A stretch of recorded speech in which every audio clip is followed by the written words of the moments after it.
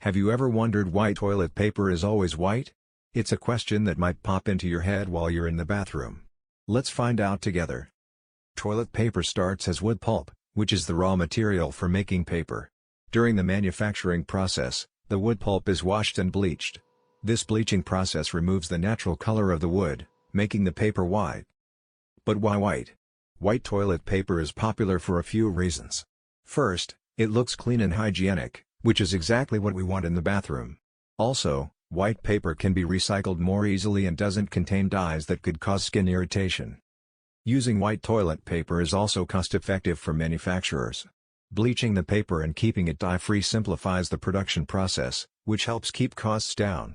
Plus, it matches any bathroom decor. So next time you're in the bathroom, you'll know why toilet paper is white. Thanks for watching and sharing this fun fact with us. Don't forget to like, comment, and subscribe. We post new videos every day, so stay tuned for more fun and interesting content.